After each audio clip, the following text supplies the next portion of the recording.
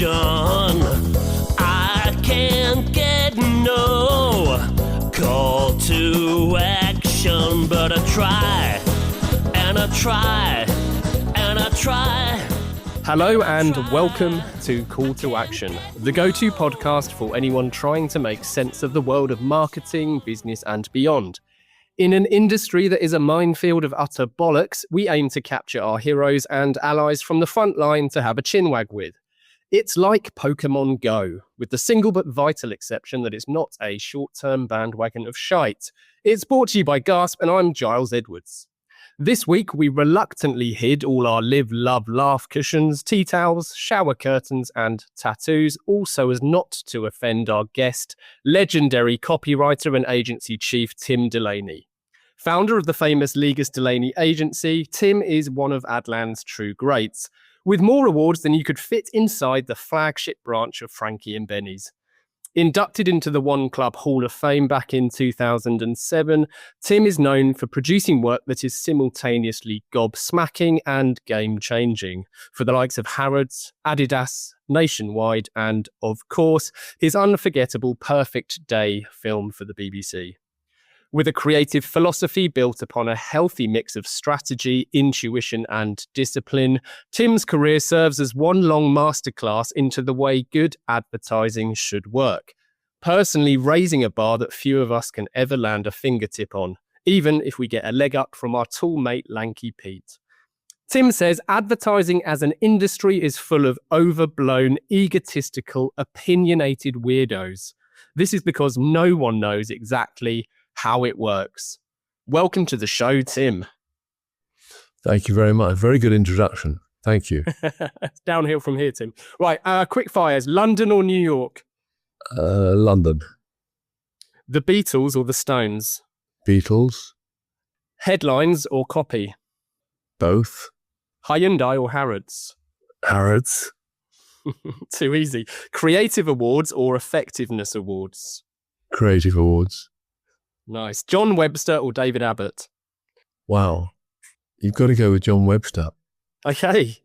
And then lastly, artificial intelligence or human stupidity? Artificial intelligence. Nice. That was going to be nose up or arms out. We had quite a few ideas for that, but you sailed through those. So listen, Tim, thank you again for joining us. To start the show, we always ask every guest to describe their path to where they are now, and we find often it's rarely linear. And importantly for me, there's huge value in people understanding that talent doesn't just step out of a shiny college or university straight into a shiny career. So can you start by sharing with our audience what was your first ever job, and then what was your first proper job in this industry? Well, my first ever job would have been a paper round done before I went to school when I was about 11. So that was what I was paid for. And then at lunchtime, I did a bread round. So I did a paper round in the morning, school, then a bread round, and then school. So that was about 10 or 11. At the age of 13, I did a paper round in the morning, and then I did one of those bikes with a basket on the front where you took drinks to people. You delivered drinks from an off license, and they had a delivery service, and I was the delivery service. So that was from the age of about 12 or 13 till when I was 15 when I left school. Nice. So mostly bike-based jobs. Yeah. So it was a bike, a basket.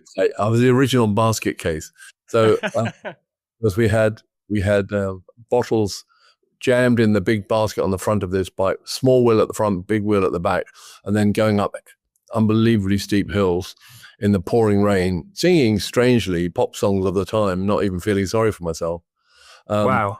But I did that, and then that's what gave me the money to buy things as they were then, plimsolls or stuff like that. I'm one of 8 children, so there wasn't a lot of money around, and therefore, and everybody had kind of, not a work ethic, but a sense of if you went out to work or if you did some work, you could help the thing go along. Certainly all of the money I had when I made money I did at that time. And when I first got a job as a messenger in advertising, 50% of the money I made went to my mum. However small the sum was, it still went to, she took 50%. She took her cut, as it were, to make sure the house was running as best it could. So that was my first job. My first job in advertising, I left school when I was 15, so I left around Easter, which would have been somewhere around March. By the time it got to sort of early May, I was getting a bit bored, and I thought I better get a job. So I looked in the Evening Standard Junior Opportunities section, and there were 2 ads in there for messengers. So it said Messenger Advertising Agency, Messenger Advertising Agency. I rang them both up and got interviews the next day. One was called LPE, London Press Exchange, and another one was called Rex Publicity. I went to both of them, and then I was offered a job, and that was in Curzon Street, just off Curzon Street, and I was offered a job immediately for £4 a week, which I took. And then I turned up at that job on the following Monday. That was a Friday, and the following Monday, and at the end of that day, they gave me a 10 shilling rise, a 50p rise, realizing that someone had been a cheapskate and tried to nickel and dime me, where the other 4 messengers were all on £4.50 as it is now. And so he said, I better give you a rise to keep you in check with the others, keep you in line with the others. So I got a rise on my first day at work in advertising. Wow. Well, I would suggest that's very rare, even to this day. Yeah, that's probably unique, even. Yeah, it must be. It must be. But then equally, I think turning up and getting offered a job on the spot seems fairly, quite a rare deed. Excuse my ignorance, but if we go back to your first jobs on the bike, was there? And I'm just trying to draw parallels between that and my own paper round. Was there a kind of monopoly of sorts that you had in the local area, or were there quite a few of you on bikes delivering bottles? No. There was only one off license in the area that delivered, and that was the one that. And I took the job from my brother. My brother had it before me, and he went off to work in a proper job after he left school. So I took it off. Yeah. Okay. Oh, brilliant. There's a bit of lineage there. Lovely. And then when you first started that first gig, did you know what the world of advertising was? Did you know what an advertising agency was? I mean, I could probably realistically say that I'm still not too sure what some of them are, but... A brother older than me, Paul, because I've got 2 brothers older than me, but Paul, who was immediately above me, he worked in an advertising agency, and none of us knew what it was, but he got the job because his friend at school, his friend's father, used to do illustrations, car illustrations for car advertising. So in the days before photography was amenable and easy accessible, they used to draw them and do line drawings of cars. And there were people who were excellent at it, and they had specialist skills. And so his father did the drawings for one of the British brands at the time, Hillman or Roots or something like that. And then, so he got Paul a job in an advertising agency in Mayfair, in Carlos Place in Mayfair. So when I started thinking about a job, I thought, well, I didn't know anything about it. I just probably picked up on the idea that Paul, who goes every day to London to an advertising agency, so I'll do that. I actually wanted to be a bellhop. I love the idea of being, one of those kids that run up and down in hotels and doing the messaging, have a little cap on and all that crap. But I got offered this job, so I took it. Amazing. I know the illustrations you're talking about. Funny enough, I think it was Mark Denton, but it may have been Dave Dye, who shared some illustrations with me not so long ago, and they were utterly exquisite. Oh yeah, they're amazing. What they called, there was a special name, and it wasn't line drawings, it was cross-hatching or something like that. Yeah. I can't remember what it was. I don't even remember the archive it was shared, but it was almost like this infinite bank of just stunning illustration work. I've got a weird habit of watching Antiques Roadshow as well, Tim, and I'm sure some came up in there recently too. Proper craft, it reminded me. So then how did you go from there? What did the early days look like in terms of you growing into the role that you later adopted? Well, it was very deep, in the sense that I was in a tiny room in the basement of a big house in Mayfair, and the 3 of the other guys were all from South London and quite hard, So there used to be fights in this tiny room. One guy would attack the other guy, and we were all sitting there in it and everything like that. So it was quite Dickensian in a way, kind of strange.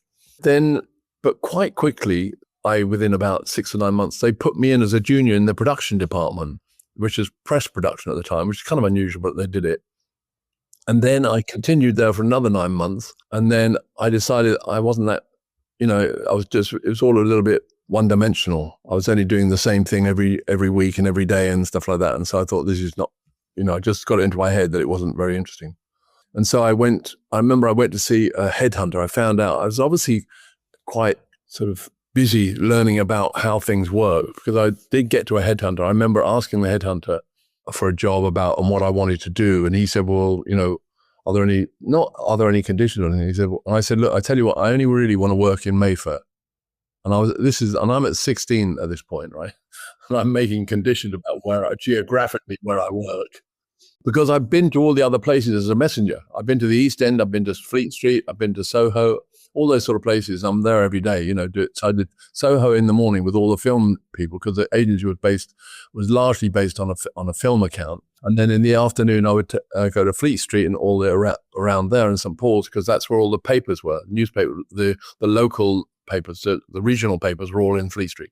So I knew what I didn't like, and I just said, all right, I only want to work. So this guy looked at me as I was completely bonkers. But anyway, I left there and I went not to a place that was in Mayfair, it was down in Holborn, and that was called Longley and Hoffman, which was an agency of 5 people.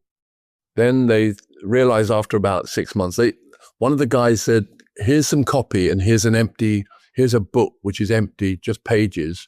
I want you to work out how to fit the copy into the pages. And I said, I'm not doing that. I said, I left school to avoid stuff like that. I'm coming to work. I'm not coming to work to receive tasks which I would normally do at school or at college. I don't want to do that. So that didn't go down well. So they then moved me up the road to a famous agency called S.H. Benson. And then after 6 months there, again working in production, they used to give me work to do and I'd finish it by 11 o'clock. And then I'd sit there and draw, and then I'd say to them, is there any more work or anything? And what's going on here? And then because I was a bit I wasn't chippy, I was just sort of wanting to work. I've got energy, And so after about 6 months there, then I got fired from there. So I sort of got semi-fired from my first agency because I'd made a mistake, and I jumped before I was pushed. Then the second agency, I got pushed from Longley and Hoffman. Then Benson pushed me, and then at that point, I went to work with an agency that my brother was at, which is called, I'm just trying to get it right now, Butler and Gardner. That was in Carlos Place, and I went there, and my brother moved up, and I took his job, and he got promoted. It was all a little bit family-like, but it didn't matter. I went there, and then I was in the basement with a girl trying to seduce her, and I put a plug in the wall with some wires. You know the way you put wires in a wall and put the plug after when you've got no money, screwing around and things like that. Anyway, I did that, and I blew the building. There was a huge explosion, and the lights in Carl's Place all down the road all went off, and because they had a photographic department, and all the lights in the photographic department went out, and all the stuff. Anyway, they fired me that day. Right? Oh my God. Anyway, amazing. Then I went off and started a rock band. Yes, yeah, I've heard about this. Go on. Yeah, and we played, I think, 2 or 3 times at the Marquee, which was quite famous. Our first gig, we were second band to The Who. Our first time we ever played in public. And they wanted us to go on tour with them because we were mods. They were mods as well. And people don't realize that about The Who. The Who started out as solely as a mod band. When you see the early pictures, that's them with their sort of semi-crew cuts and stuff like that. So they were a mod band. There was another band called The Boys. They were a mod band. And then there was us. So there were 3 mod bands in London. So we failed that audition. They gave us 2 or 3 auditions. They kept trying to make us, be better or good enough to go on tour with them, because we had a piano and a sax and they were just one guitar. So we were different, and we were quite good. But I think we just I wasn't a good enough guitarist. The drummer wasn't good enough as a drummer, that kind of stuff. But we had other good bits to us. We were all competent. We weren't special. I think we were a bit too strategic, funny enough. We were too busy thinking about what we should be rather than just be, Yeah. Makes sense. Anyway, we did that for about 6 months. And then the pianist's girlfriend said to me, you should be careful. You're going to lose your voice because you're singing through your nose, not through your lungs. And then you'll never be able to speak again. And that freaked me out. And so I said, right, I'm giving up this game. I don't want to do it. It's completely true. I look back and I think, what were you thinking? We're just getting somewhere. We were playing every night on a club in Oxford Street called The Last Chance. And we were there playing every night, every Sunday night. And so we must have been not bad. And it was interesting. At that time, by the way, the audience in that club was not that much. They were all up from South London on Sunday night. And then I always remember some guy, this is what it was like in those days. They were all taking Purple Hearts like crazy, you know. So that was the drug of choice for teenagers. Anyway, this guy came up to me and he's obviously a bit out of it. And he says, yeah, I want to sing in your band tonight. I want to do a number. I said, oh, you can't do that. And he said, why not? Yes, I can. I said, well, you can't because I know how you're going to sing. You can't just turn up there. So he put a gun on me. He just said, I'm going to go out and sing. But okay, you can do that. That's all right. Go on, sing your head. Time, weather, and... We interrupt this podcast to announce that we will never interrupt this podcast with ads. Ads that awkwardly nudge you to contact the pod's host, Giles Edwards. Only last week, some pod listening companies did just that, calling for guidance on proper marketing. But we're not asking you to do that. Nope. Anyway, back to the show.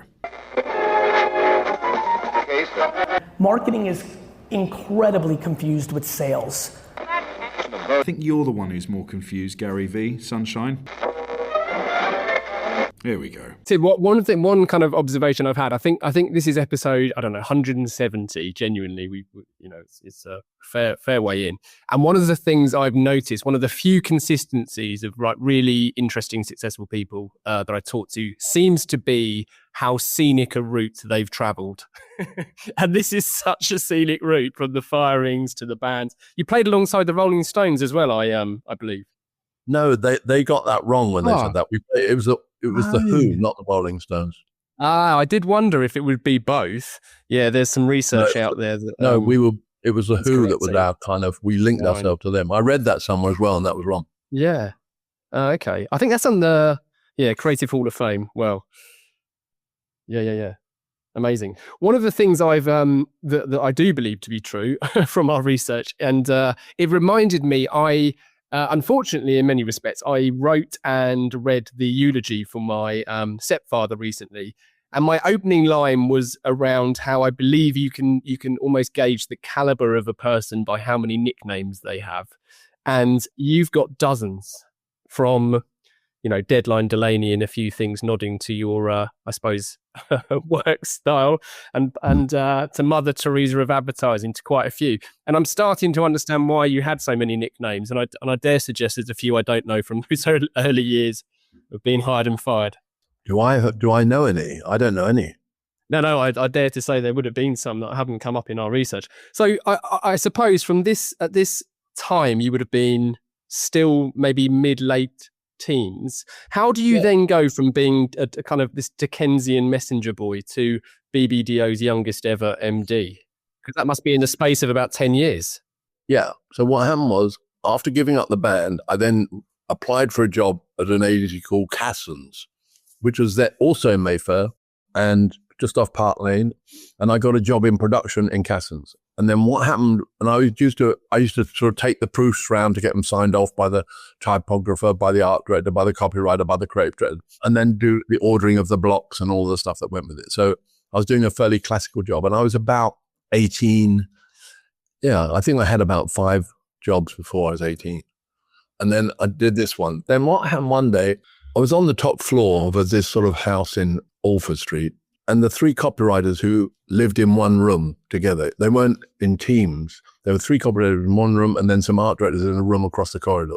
Anyway, I was sort of maybe I was cheeky, maybe I was funny, maybe I would talk to them, or, I wasn't just a sort of supine, sort of young, afraid person. I wasn't that. At one point, one of the guys said to me, "What are you doing here?" And he said, what I mean is, what do you think you're doing here, wandering around with proofs and stuff like that? And I said, well, if you mean what am I doing? Is this futile job I'm doing? I kind of agree with you. And he said, well, what would you like to do?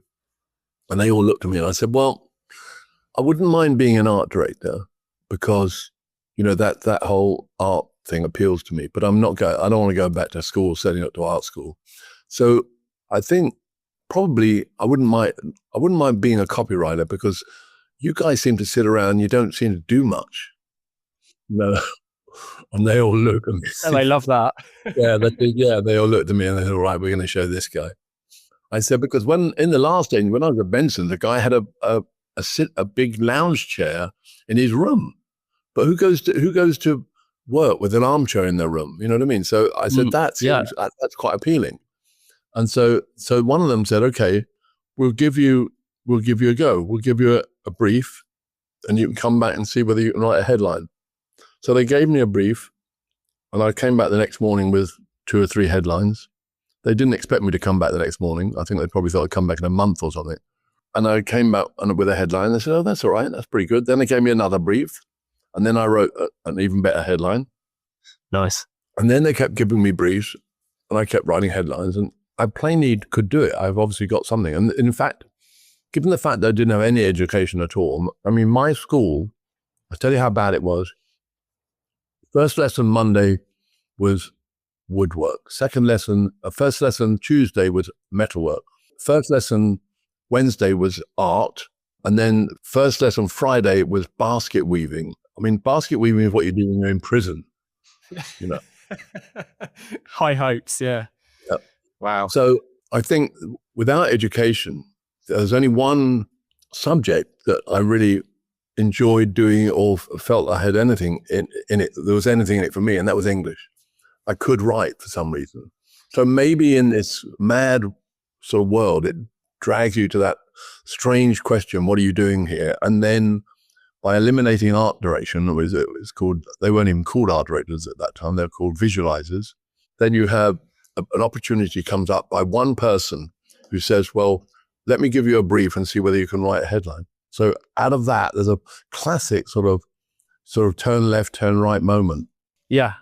So I went on doing that. And then gradually what happened is, as I was doing this, without telling me, they asked the management of this agency, could Tim in the basement come up to be a very junior copywriter? And in typical English fashion, the management said, absolutely not.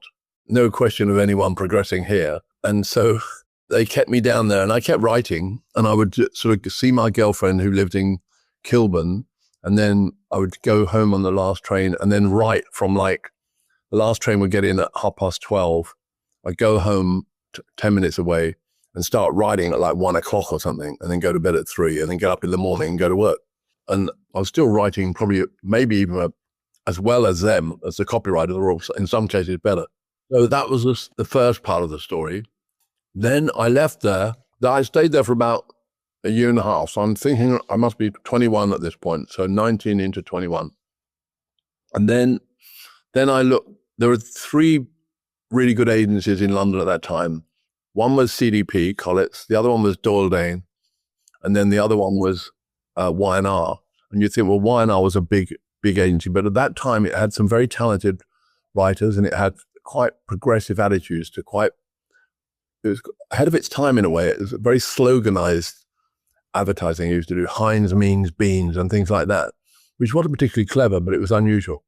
Anyway, I went for a job there and they hired me on the first day. And I said to them, I said, why do you want to join us? And I said, well, I think probably what I need to do is join a big agency, a professional, and then go and join a proper agency, And they look at me so again. wonderfully honest. Yeah, exactly. And they said, what do you mean by that? And I said, what I mean by that is one that's absolutely dedicated to creativity and the work and whatever. So it's like, I said, it's like the famous agency in New York, Doyle Dane Bernbach. That's what they do. And they said, okay, well, we aspire to those things. In some cases, we're better and blah, blah. Anyway, they rang me out that day and said, you've got the job. We want you to join. So I said, great. So I went to Y&R, age 21 or something like that. And then after about a year there, I honestly, I did think about giving it all up because no one used to work there. They all used to go to the pub at lunchtime, get absolutely shit-faced, and then go and sleep under their desks or play chess or something like that. I mean, they used to do a bit of advertising in the morning. This is a corridor full of art directors and copywriters, all sharing a room, two per room. And I was in a group, and it was fine. I did some things, and I was sort of getting a book together, as you're supposed to do, but I didn't have any faith in the organization. It seemed big and slightly American and slightly distant. I didn't feel as though I belonged there, and it put me off advertising, actually. And then from there, what happened is one of the guys in my group went off to join a place called PKL, Papa Koenig and Lois, which was George Lois's agency, Fred Papper's agency, and of course Julian Koenig's agency, and he was the one that wrote the first of the great Volkswagen ads, Lemon. So it was a very charismatic agency in New York. It was less so in London, but it was just getting started. It was run at that time by an incredibly charismatic guy called Peter Mayle, who ended up writing Year in Provence and all that stuff. Yes. You may have heard of it.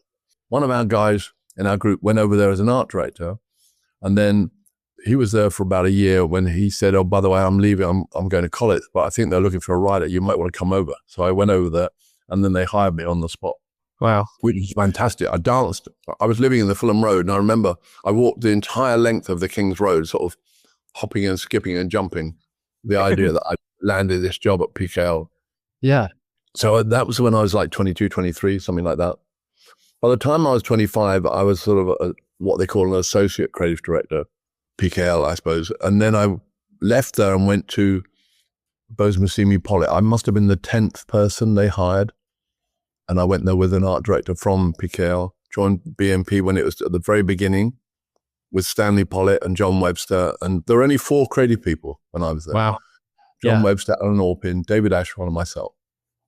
Gabe Massimi had been fired for sleeping with Martin Bose's wife. Wow. Martin Bose was sleeping with his secretary. John Webster was sleeping with his secretary. And Alan Orpin was sleeping with somebody else and later married her. He was the one out of the ordinary one. He had total fidelity to the idea of fidelity. Yes. Yeah. Good on him. Amazing. I was there. I actually hated it. I used to hate BMP because it was the first agency that had proper planning. And planners in those days used to interfere in all the work all the time. So all of the work we did during the day went out to focus groups at night. And then they'd come back in and tell you what was wrong with it. So it was very difficult. The person who was really good at it was John, who really understood how to make ideas that can get through focus groups. Right. That is not a criticism. I mean, it's a form of genius to be able to write ideas which are both relevant to the brief and also relevant to how do you make people love it when you're showing them an animatic. Because we used to do animatics for the testing. But but the planners were on the motorway to Britain on their sort of crusade to get better advertising. And if you look at what BMP did in the first 5 years, it was fantastic. When I was there, we lost 11 pitches in a row. And we were only like 2 years old. We just moved building as well because we were in Goose Street. We moved out to Bishopsbridge Road and we thought we were the king of the whatever. And then we lost every pitch we went for. Everyone was put everybody's egos in place anyway. Yeah. Why did you lose 11 in a row? Can you say, looking back at it? No, I think because we were attracting clients who were interested in the work. And John had a couple of campaigns. We had a couple of quite interesting campaigns out, Courage and Cadbury's Fingers and things like that. But when it came to the actual process by which we were going to produce the work for them, they didn't really understand it because no one was doing qualitative only research at that point. And they were very much into qualitative. And then Stanley, who was the person who invented planning, really, he used to stand up there and he was like a bumbling idiot. But he was a very, very nice guy, very well-meaning, very intelligent. But he would stand in front of you like a sort of a rather lost librarian and explain to these sort of marketing people why they should be doing this and qualitative is the right way to go. And then we adjust and then we do that and then we go and shoot it and blah, blah. And I think people just looked at him and thought, why would I give all my money to this guy? They were down the road giving it to Charlie Saatchi because he'd opened up and he was the biggest con man that ever lived and they loved that. It had a Trump effect, Charlie had. They knew he was lying. They knew he was not going to do what he said he was going to do, but they liked it. But they said yes. Yeah. Yeah, it's funny. I've heard that a few times. Tim, in your introduction, I quoted you that advertising as an industry is full of overblown, egotistical, opinionated weirdos. This is because no one knows exactly how it works. Do you know how it works? I'm not suggesting you should know how it works, but if anyone does, I would guess that you have a pretty good idea. It's still something of a mystery, but I think you can get to a point where he says, look, if you put me in a room with a brief, then I will know, as many of my colleagues and other people in other industries will know, they will know what to do first. And then you go through a sort of reductive logic to get yourself to a brief. So you'll say, what's the problem with the sector? What's the problem with the brand? What's the problem with the audience's perception of the brand? What does the current landscape look like in terms of the work that seems to be working? What doesn't seem to be working?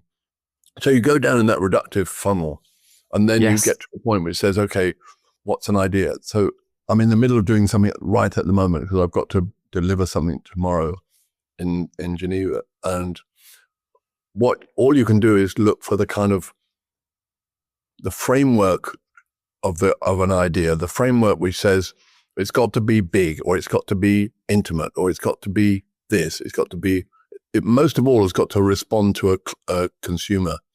That's an interesting thing that people forget. You've got to think of the fact you're writing to a consumer. Yes. And then that helps you, if you like, rationalizing what you're thinking, and then also post-rationalizing what you've actually executed. So for instance, if you imagine, let's go back to Volkswagen all those years ago. It was only Julian Koenig and Helmut Krohn who decided they wanted to write in a certain way and art direct in a certain way, because they believed that would be interesting and different and honest, more authentic, that simple, clear way. They worked that out between them and they agreed on it. And so everything sat within the word count. Everything was driven by the word count, if you think about it, because the simple pages they had in New Yorker at the time, or in Look magazine or whatever, they were just the 3 columns of type underneath. They knew exactly how many words were there, and that created the layout in a way, or the layout created that number of words. You had to write to that number of words. Yes. All of that you put in a blender. So you put the idea of how it works, the idea if it's a print campaign, or the idea if it's a big TV spot, you put it in, and then you say, okay, you do let it filter through all your imagination, or your lack of imagination, or your sense of discipline about what you're trying to do. And that's a really important thing that everybody thinks is a very flighty business, and being creative and all that sort of stuff gives you sort of, I don't know, the sort of a kind of divine right to act or believe in a certain way. Actually, it's a very disciplined business, very disciplined. And I was saying that, and I've always believed this, buying advertising, let alone writing advertising, but buying advertising is a huge skill. There aren't very many people I've met that know how to buy it. Sometimes they buy it in weakness, not very many. Sometimes they buy it by just knowing what a good idea is. They see, they can recognize it. Yeah. And that's related to my instinct about saying, that's a line. I'll write a lot of lines and say, oh, that's a good line. And I'll go and then I'll run out to somebody and say, what do you think about that? And say, oh, that's cool. You see what I mean? It's very instinctive. Yeah. You've used the word interesting a few times when you talk about that discipline and that reductive logic. How consistent does the line need to be just interesting? I don't know is the answer to that, honest answer. I think really that if there was a formula, Giles, then we wouldn't be everybody here. would have got onto it by now and worked it all out, and there'd be a very simple way of anyone saying, look, these are the 6 steps to writing an advertising campaign. But at the end of it, you won't get it because the person isn't good enough, or the steps are not the only steps. Because there are half steps and quarter steps, which are all quite subtle but very important. And then there's execution itself is a strategy. If you think about this agency and the emphasis we put on things looking good and looking beautiful, and it's not just because we like beautiful things. It's not like that, because it's strategic. We work with a lot of upscale brands. They have to look the part. They have to, every part of it has to look as though it's capable of charging a premium and justifying that premium. So it's got to turn up in the right clothes. And that is executioner's strategy.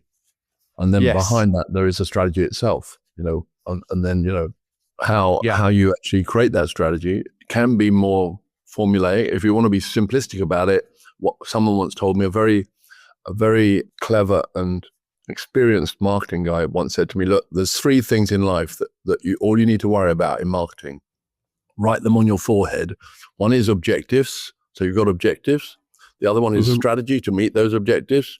And the third word is plan. And the plan is how much money have you got and where you're going to put the message. So those 3 words are on your forehead, and that will get you through most marketing projects. And it's true. It does actually work. Yeah, absolutely. You can put personality on top of that, and then you get to something. Yeah, that's where you build the sort of character and, I suppose, positioning in some senses. What role has technology played, or how has technology altered the industry? Because I think there's a myth today that technology has, I mean, it's certainly disrupted the industry, but it's certainly not a new thing, right? Technology has been ever present, and it's kind of manifested in different ways. And on one hand, you are someone who has embraced technology. If we just nod to your software child, Create Totally, which was born of an innovation with Patek Philippe. Do we perceive technology wrongly as being a risk to proper marketing and advertising, do you believe? I think if we classify it in that general way, it's like talking about the weather. I think it's too big now to be even called technology. It's got to be called technology because we've got no other word for it. But technology seems to be a sort of pejorative, and therefore you worry about it. And then you say, well, what you mean is that AI is going to write all our work. And it might well be the case where someone presses a couple of things and says, write me a campaign for a blonde beer from Bavaria. And who knows what will happen if you do that? Maybe they'll get 6 campaigns in 3 minutes. So we're all worried about that. I think we are no more affected or no less affected than the world in general. What I mean by that is if technology is affecting us, it's affecting everybody in different ways. So we're crying in a corner and saying, poor me, because of AI. But then there are people in jobs in prospective lawyers or people in large law firms now who joined them 3 years ago who are saying, I'm never going to make it to be a lawyer because all the stuff that I needed to do to become a lawyer is now being done in 3 seconds in a room down the corridor. So it will have and does have a profound effect. I think specifically on communications, it's incredibly useful. Just talking about chat or Claude or any of them, they're incredibly useful if you want help doing all manner of things. Writing lines, writing, manifestos, all kinds of stuff. I still write all my work, but I also put it through ChatGPT just to see whether I know what I'm talking about or there are better adjectives or I'm not using the same words. So I wouldn't say I'm a huge native, but I'm not afraid of it. I think though, if I'm coming into the industry, let's say you're interviewing a young person about going into the industry, you would say, look, you would be lying if you did not say there are some bumps on the road coming because we simply don't know what it's going to be capable of doing. And given the fact that we've made such a fuss of our creativity in the advertising industry without it really being creative. I mean, they call it a creative department, but in some of the biggest, worst, baddest agencies in the world, they were not creative people. They turned out all that crap.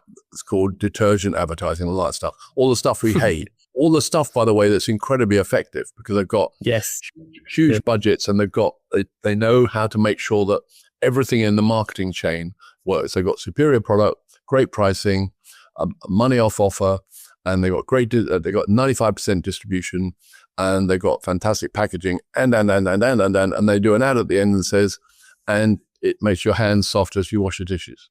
So all of that comes in a chain. It's not creativity, and those people cannot be called creative. So the idea that we have creative people is a bit of a misnomer, really. You have people that write advertising or communications, and sometimes they do things which are startling, like John Webster did, where you think that is so cleverly put together, thought through. Remember, it's a 30-second thought. It's not like War and Peace. It's a simple thought executed very deftly and with a lot of conviction, and having been written well, written for the medium.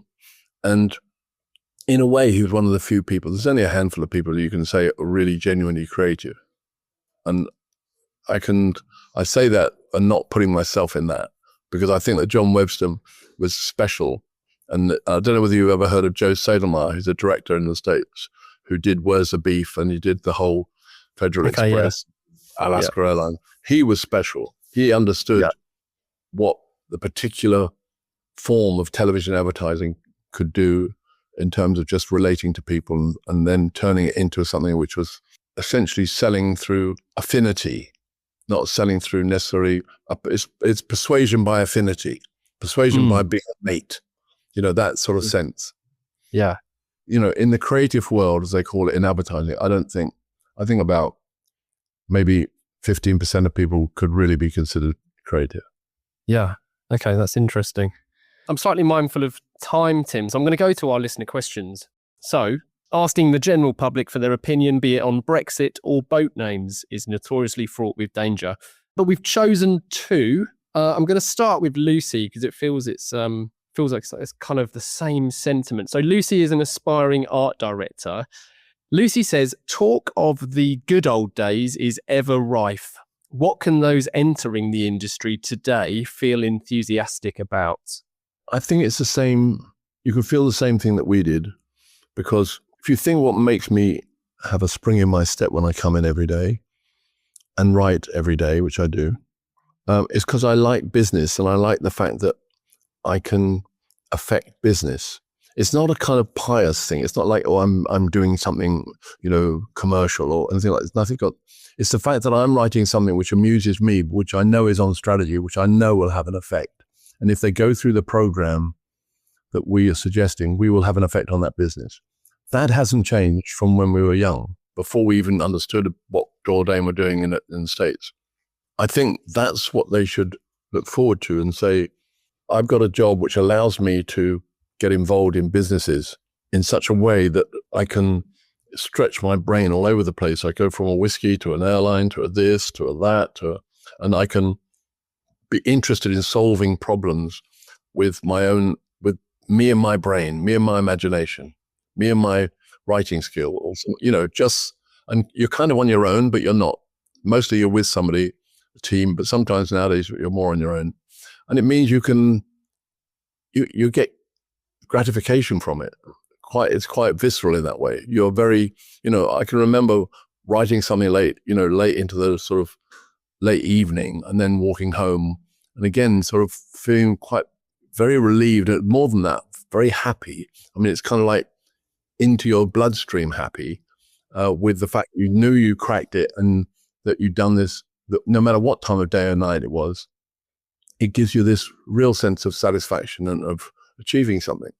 The fact that it ends up as a small print ad or as a film somewhere, and nowadays as an MPU in a 6-second spot in China, it doesn't matter, because if the concept's there and it's clever, you're happy with it. I'm happy to see something whittled down to 6 seconds, as long as I know the wider concept is absolutely correct. Yeah. So that's what we should look forward to. Yeah, what a fantastic answer. We hear from listeners all the time, Tim, that the podcast is often very therapeutic, and that last 30 seconds of your answer was incredibly therapeutic there. That certainly does make you feel good. Our second question is from Andrew. Andrew's he's actually a very good copywriter. He's left his surname off here, so I'll leave it off myself. But Andrew asks, a very junior copywriter turns up in search of their first job. What should they do to amaze and ideally persuade you? Come with some great copywriting. Yeah. I mean, in the end, if he says, I want to be a copywriter, well, that's fine. Our roles are slightly wider these days. They blurred into, it's not to say that I'm an art director. I'm not. I have views about art direction. I have views about all kinds of stuff. But I think if he wants to be a copywriter, he should bring some writing. It doesn't matter to me if he knocked off an ad of somebody else's or a campaign he loved and said, okay, I've done a version of it so you can see that I can write, or that they've done their own campaign and they said, look, a combination of this kind of writing and that kind of writing has made this interesting to me, he would say to me, to himself or herself, and then say, okay, let's have a look. Let's see if it stands up to some kind of interrogation. But I think if someone wants to be a copywriter, it's ordeal by fire in a way. You've got to accept the fact that you're either going to make it or not make it. And but you've got to turn up with something. Unlike an account man or even a planner, I mean, you can go from university straight. You used to be able to. I mean, there's no jobs left in advertising anyway. And even fewer after Monday's bloodbath. But you go from university and go on a trainee course at one of the big agencies straight from university, and you didn't need anything. But you can't do that. You could never do that in the so-called creative departments, because you need to turn up with something. And they come from college, and the books would be very raw, very junior, and very, and sometimes you spot a talent because they got together with somebody else, and that would be fantastic. And obviously everybody's got to come from somewhere. I mean, I always say that to people. Don't ever be worried about where you come from or whatever. Just think about where you want to get to, because as you've just said earlier, the ways that we get into this, there is no door that says advertising or communication or have a good time while you're working. There isn't a door that says any of those things. Or get overpaid. When people talk to me about working hard and all that stuff, I always just say, well, you're not a fucking miner. You're not down the mines before you start complaining about how many hours you're working or what you're getting paid. You're overpaid, and you're within reach of any of the restaurants in London or wherever you are, and you can probably enjoy yourself while you work with a lot of people who are quite relaxed. There's not too much formality. Most places which are worth anything have got a fairly level structure in terms of hierarchy of people. We have a thing called Fuck Off Friday here, where everyone can tell anyone what they think. Wonderful. Because I'm quite loose with my tongue when it comes to swear words. So we thought, why don't we just bless at one of the days and let everybody join in? Well, I probably shouldn't share this equally, but we'll keep it in. My wife and co-founder of our agency, Gasp, was once asked how to contact HR. And she said, you simply email gofuckyourself@gasp.agency. PKL in New York and in the 60s used to say that the telephonist said this. She said, PKL, fuck you. That's so he said that. That's what you got when you call them. Nice. So distinct and memorable, right? It's all about that. If the subject of HR, to stop any problems of HR, I made myself head of HR. Wonderful. Right, I've got 4 very quick, pertinent poses to whiz through, Tim, and then we are done. So, number 1, what advice would you give to your younger self? To my younger self? Yes.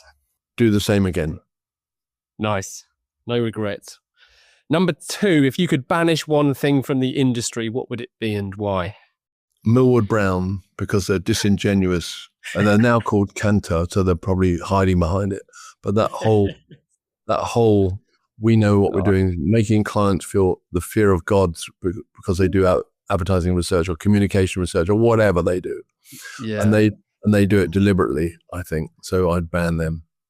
Yeah. Brilliant. That's never come up, and I'm delighted it finally has. Number 3, any books that you can recommend to our listeners? Question 7 by Richard Flanagan, I finished recently. It's one of the best books I've ever read. Oh, brilliant. Not about advertising. There are no books about advertising. That's good. There's one. Yeah. I'm sorry. There is one book, and it's called Nobody's Perfect. It costs £9. You can get it on Amazon, and it was written by the personal assistant to Bill Bernbach. And it's a story of Doyle Dane Bernbach. And that is if you're interested in advertising in a sort of broader sense, in the way that Dave Dye is interested in advertising and stuff like that. Yes. It's a sort of must read because it's got all of the names that we all grew up idolizing. It's got the crazy story of this agency. It was so good. They had 1,000 people, and every room in the creative corridors had great campaigns in it. And yet somehow or another, they managed to screw it. It's an incredible story. Yeah, that's amazing. That's the only book on advertising. So it's not a teaching book, it's a sort of book. And the other one by Richard Flanagan is an absolutely amazing book. Fantastic. Well, again, those 2 haven't come up, and that's increasingly rare as we record these. So that's brilliant. Nobody's Perfect. I'm gonna look into that. And yes, Dave Dye is a real historian. He's a lovely bloke too, but he's an Arsenal fan, so you know, can't be all good. And then number 4, Tim, is we always dedicate every episode to someone, and we bestow that honour to our guest, who has to give a reason why. So, would you dedicate this episode to somebody? Yeah, if I thought about this quickly, and I tell you what, I would dedicate it to a guy called Tom Harrington.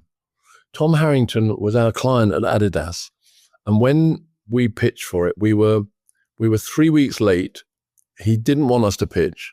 BBH was on the list. I think there was an agency. They were based in Germany, so I think there was a German agency. They were coming out of Y&R in Germany. Then they had about 4 or 5 agencies, and our new business lady tried to get on the list, didn't, then tried again, and so he finally said, "Okay, you can come down to the Olympics in Barcelona or where it was, and we'll meet you there and we'll brief you. But I've got to tell you, you're 3 weeks behind the others, and you're never going to make it." So we went down there, 3 of us, got the brief, came back. I worked on the work, and we presented. I remember BBH did like £40,000 worth of research or whatever it is. We didn't do any research. We did 5 films. We wrote 5 things. We had a line which I wrote in hand by my hand on a board, and that was our line. And there were 12 people sitting in front of us, like 12 angry men. In a long row. They weren't behind each other, in one big long row, in a very big room. And anyway, we won it. And Tom Harrington was our client for 9.5 years that we worked on it. He was fantastic. And he's still a friend of mine. I still talk to him regularly. And in a way, he's the best of what advertising forgets, which is you can't be a great agency without having great clients. And you can't do great work unless you've got someone that wants it and knows how to buy it and is humble at the same time as forceful, in terms of not opinionated, but just trying to help get the work to be better, genuinely better, or leave it alone when it's already perfect. Yeah. So I've been really lucky. I've met so many interesting clients and so many powerful clients, sort of powerful businessmen. And we work at the moment with amazing companies. But the great thing about Tom is he's still the same person. He's still curmudgeonly. He's American that stopped in America coming out of Vietnam. He's a Vietnam helicopter pilot, stayed in Frankfurt, and then ended up in advertising. Talk about wayward journeys. And he became our client, and he was completely consistent the whole time. Not a great judge of advertising, but he was prepared to use his intellect to judge whether it should go ahead or not, rather than be opinionated about whether he thought it should be better or worse. So it was a very unusual guy, very humble, but at the same time, very intellectual in a way. So it can be good at him. Yeah, fantastic. Well, this episode is very proudly dedicated to Tom Harrington. Wonderful. So as a final call to action, everyone listening can head over to the episode. We'll include links to everything we've discussed in the last hour. But how can they get more Tim Delaney? How can they get more? I think they've already had enough. Well, we'll link to your site. There's a plethora of links in our research, which we will include. If there's anything in particular you'd like us to point to, then perhaps you or Sienna can let me know. But otherwise, thank you so much for joining us. It's been a real privilege to talk to you, Tim. Great. Thank you so much. It was interesting. I go through, I review my life irregularly, let's put it that way. You're right. It's wayward at the beginning, then quite consistent. I stayed in places when other people left, and I've kept with this agency, kept it going through thick and thin, and we're still going strong. I think, when I review it in the way you're doing it, it's an interesting landscape, let's put it that way, because it's not just one thing, it's linear. And I think, as I said, I would do it again because I think I've been extremely lucky, very fortunate. Yeah, well, it's very humble for you to suggest that, but it's equally it's impressive, very interesting, and it's inspiring, Tim. So there's others like me out there who run independent agencies, and we are too many thousands of laps behind to even try and articulate a number. But I've enjoyed this episode hugely. I would ask our listeners to share and review the podcast. Keep your questions and guest requests coming in. To get in touch, it's easy to find Gasp online, or you can just email call to action at gasp.agency.